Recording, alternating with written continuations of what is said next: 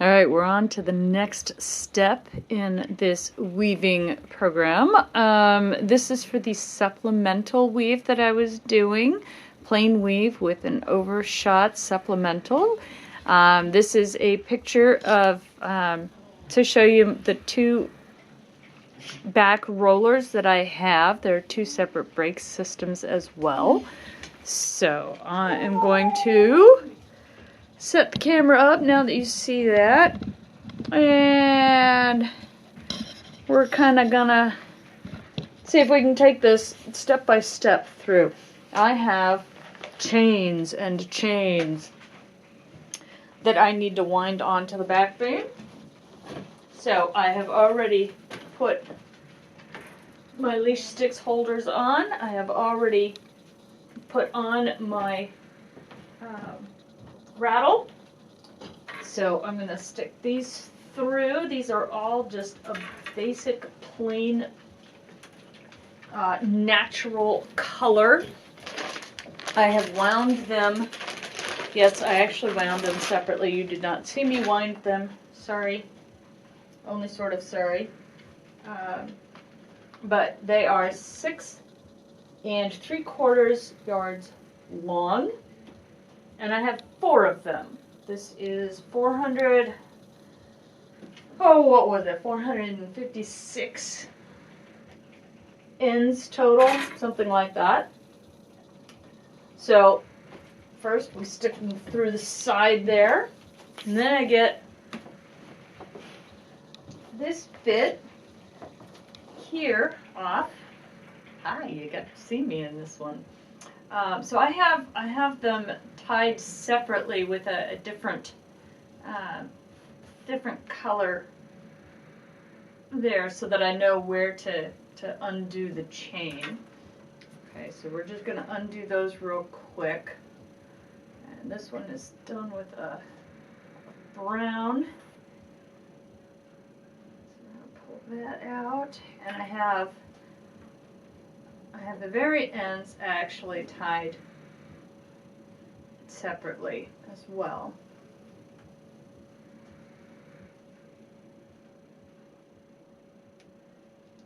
These videos are going to be long, okay? I am just going to show you the basics, because I've already got another video out there that shows you exactly all of these steps that I'm going through right now. But I promised you that I would actually go through this entire process, so I'm going to do my best to do that. So right now we're putting this onto the loom. We're winding on. This is the plain weave, so this is just going to go on just like every other, wow, that got tangled, just like every other warp that I've put on, okay? Oh, that's, wow, that really did get nice and tangled. So that's going to be fun to untangle later as I'm warping. What was that? How did that happen? Oh, okay. Got it. Much better. Whew. That could have gotten ugly. Real quick. Okay, so I always move everything over to the side there. And then I'm going to straighten these out a bit and make sure that all of that's through, kind of let them hang a little bit on the back. And now we get our leash sticks, which, where did I put them? There they are. Okay. So I hold the leash sticks together with these. I've already taken one out right here. And the way I do this is I have them tied only at the top. So, that's right, that was a little fluffy there. I am not untying these, I'm just simply moving the cross up a little bit so that it works out a little bit better with my leash sticks. At the top, pull that, and that one's already up. Right. Yes. Okay. So, we'll do this slowly, one leash stick at a time. Okay, first one. We're going to pop that puppy in. I'm going to do this a little weird because I want you to be able to see it. Okay, slide that one through in the back. Okay, this is the back of the cross. Lift up the strings. Notice how I'm pulling the threads apart, so the only thing that I've got is what is actually tied. Okay, that's the cross that we're pushing that through. Same thing here. Make sure just what's tied. And I'm going through and pop that through the other side. Okay? Now, take the second leash. I'm going to do this from the other side because it might be a little easier for you. This needs to twist. Okay? I'm pulling that, I'm twisting it. Then I'm putting this through the twist at the bottom. And making sure that all of the threads, she says with confidence, make sure that all of these threads are in line and it's not twisted around like that. Make sure they're all in line and slide that through. Same thing with the next one. Make sure they're all still in line. You don't want to open it up and have them all twisted like that, okay? So you want to make sure that these are still flat. Open that up, slide that through, okay? You also don't want to lose the back one that you've already done, okay? So be careful with that. Okay? Next one, make sure they're flat in the cross. Put that through, and then this one, flat in the cross, and put that through, okay? Now, you'll notice that this one actually has a tie on it. We don't want that to go through here because otherwise we wouldn't be able to pull it through properly as we wind it onto the back beam. Okay, same thing here. Twist it. So you've got a figure 8. And then you put your leash stick through that figure 8. Okay? This is how I do my leash sticks. Some people will actually tie straight across from the breast beam to the back beam, and then they'll put them through and then tie them so that they are completely flat and laid down there. I like to hang them from my my castle. Not all looms have that capability. So there are, as I will always tell you, many different ways to do it. This is just how I do it. I have found that it's easier for me to do it that way. Now, also notice that I just put these clips back on. Those clips enable me to accidentally slide these, but they're not coming off. Okay, my yarn is not going to slide off the outside of these. Okay, I need 21 inches, so we're going to slide those over a little bit farther. This is a 24-inch loom. So we'll just slide those over and give myself room to actually play. Now that these are on, now that the cross has the leash sticks through it to keep the cross safe, although I will admit, with a plain warp like this, it's not necessary to keep the cross completely, but it's a good habit to get into anyway. Now that that's done, I can take the ties off, and I'm just tossing them on the floor for right now. Okay. Kind of move it out, separate them out a little bit. And we're gonna pull that one off. If you do have colors that you're dealing with, make sure that you put these bouts in each of your chains in the right order on your loom. If you don't put them in the right order, all of a sudden everything is going to change. So you want to make sure that you have 1, 2, 3, 4, not 1, 3, 4, 2 or something like that, okay? Counting is hard, I know. If I have multiple colors that I'm doing when I'm chaining, I usually like to put a number on the end and tie on a piece of paper that has the number of which chain it is, so that I can keep them in order as I actually put them onto the loom like this. Here we go. We pull that one off, and we pull that one off.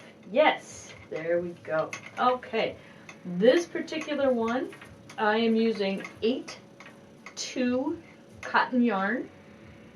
No, I don't know where I got it. It could have been Yarn Barn, it could have been yarn.com, Webs, it could have been the Woolery. I have no idea. Halcyon yarn, maybe. I don't know. I have so much yarn, I don't know where I get it all. I usually look for them on sale. Anyway, regardless, we are looking for 22.5 inches across. Since this is a 24-inch loom, I am going to measure. I have the center already measured out here, so 22.5 divided by 2 is going to be, what is that? 10 1/4. No. Haha, see? Alright, when in doubt, here's an easy way to do it. 22.5, and you mark that. Fold your tape. Mark it. Okay, it's 11 1/4. So now I know where it needs to go. So you mark it from the center, 11 1/4, and we are all the way over here. Okay, all the way over to this last bit here. So I'm going to make sure that I don't have too much rubber band there. Okay, and we're using it with a 10-dent reed. So 22.5, I've got 456. I've decided that we're doing 20 ends per inch.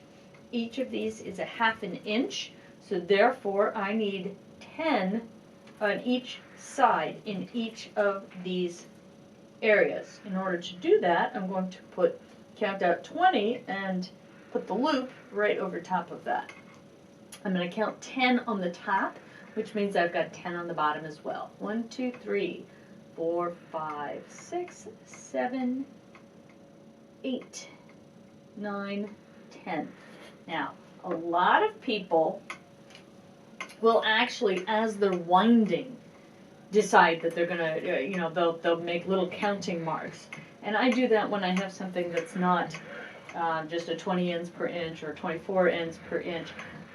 For instance, I'm doing a silk project, which is going to be, I believe I decided it at 48 ends per inch. So yes, I don't want to count out 48 ends every time.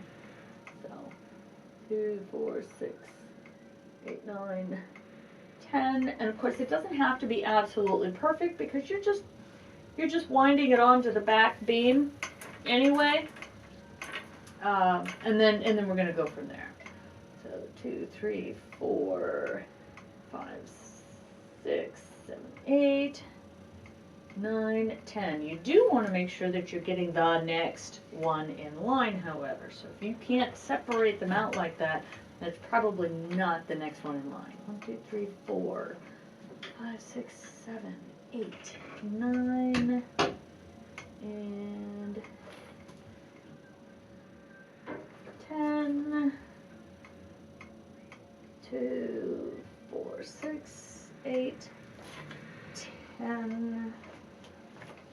2, 4, 6, 7, 8, 9, 10. And yes, we've gone on to the next bout. 2, 4, 6, 8, 10.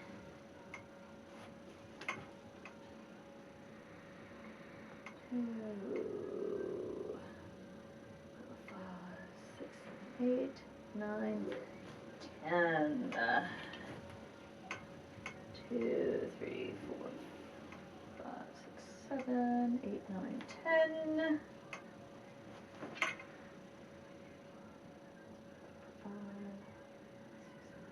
10. 2, 3, 4, 5, 6, 9, 10. You'll notice that I am skipping one every other nail, and that is because I've already got something through each of those.